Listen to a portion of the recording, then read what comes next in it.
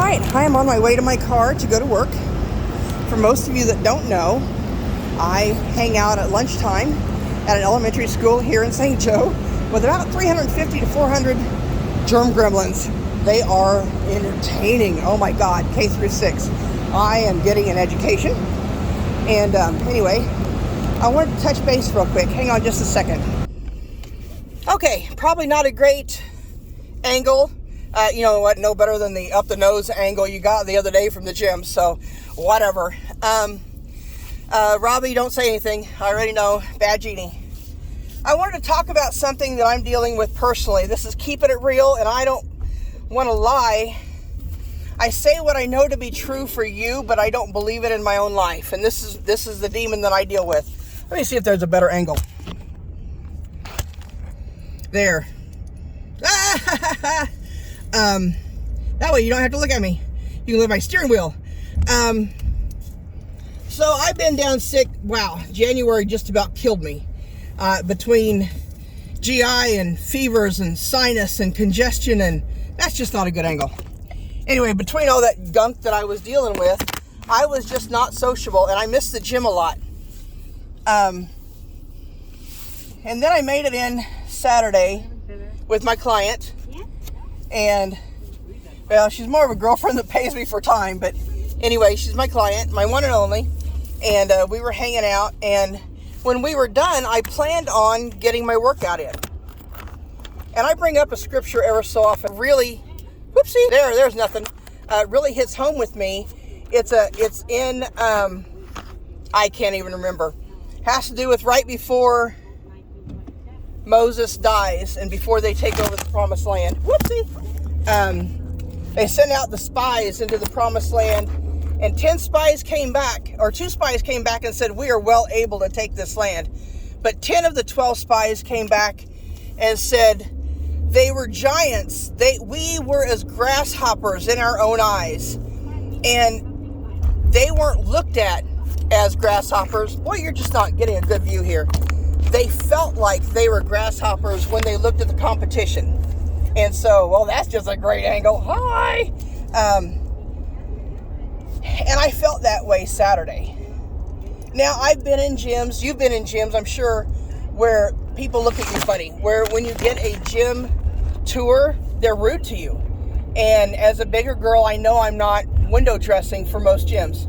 And I've had tours where they talk to everybody else and blow me off, and look at everybody else and blow me off and treat me. You're gonna get motion sickness with all this, anyway, and make you feel bad. And I do that to myself enough that when somebody, holy crap, I'm just gonna leave it. That I don't need that from somebody else. And so, but my gym doesn't do that. My gym has never done that. The management there misses me when I'm gone and chews me out when I'm not. The people there, even, I don't know most names, but I know faces. And it's like, and I never get a, Jeannie, you're failing, or what. I mean, I don't get rude comments. I get, where the hell you been? We missed you. But I was there Saturday, and I was looking at the 3 whole people there that were working out after my client left, because it was still early in the morning. And every one of them, not one of them even paid attention to me being there. I mean, they weren't glaring at me, staring at me, making me feel bad. But I looked at them, and I thought of what I would be thinking if I were them. Well, she showed up. She didn't even belong here. And my safe place, my happy place, became a place I was fearful of. Not because anybody else looked at me bad, but because we were as grasshoppers in our own eyes. And I'd been out long enough that I ostracized myself. Anyway, I checked in with one of my friends. She is a good friend. She went and we had a walk and talk. And she is one of the people that will love you back into the fold.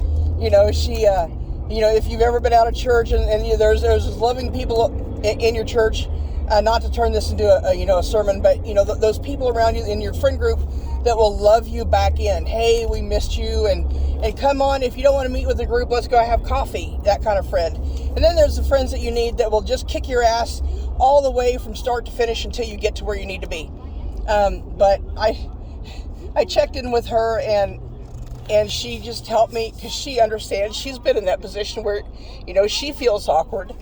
And I knew that she would know what I was saying. And I can look at you and I can tell you, suck it up, get over it. Nobody's judging you but you. The only person in your way is you. But when I'm the one looking in the mirror, it's huge. And I was as a grasshopper in my own eyes. I was as a failure in my own eyes. And I would look at you and say, you know what, you were sick all month. And get over it. It's not something that you can actually fix. Or you had this going on, or you had an injury, or you had whatever going on. And I can say, you know what, saddle up, get back on.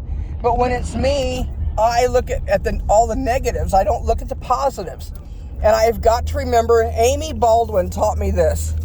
And I forget it a lot of times. She says, Jeannie, you treat others so well. You've got to treat yourself well too. Treat yourself the way you treat your friends. And I don't. So anyway, I just wanted to touch base with you. If you're failing, are you really? If you're in a gym or if you're looking for a gym, are they really the one? And they could be. I mean, I've been in those gyms that just treat you like trash. Are they really treating you like trash? Or are you feeling like trash? And if it's you, aimed at you, you're the only one that can fix that. But if it's them, find a new home. I say the same about finding a church or finding your friend group or whatever else. If they treat you like trash, find people that won't. Find that group that won't. Find that group that you fit in with. And find that gym that makes you feel good. And if you don't have one and you're in the St. Joe area, I swear to God, Snap Fitness is the place to be. I've never been judged there by anybody but me. And management wants me there. Staff wants me there. The patronage wants me there. And I tell you what, I want you there too. So whatever it takes, whatever you're doing, don't look at your finances and say, I blew it, I sucked, you know what, I'm just a failure. Retreat, regroup, saddle up, get back on again. Don't look at your diet plans and say, I suck, saddle up and get on again. So don't give up, guys. Don't call it quits. And I know every day is a different day, and some days you wake up and they're better than others. But I'm saying do for you as you would do for someone else, or as you would counsel someone else. So you are worth it. And I'm learning to believe I am worth it. It is a struggle, but it's true. And so if you don't have the friends that will love you into the fold, find the right ones.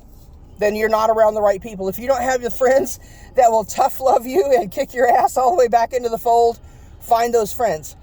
You are worth that effort as much as you think they are worth that effort. All right, I need to go. I've got all sorts of kiddos waiting on me. I'll talk to you later. Have a good day.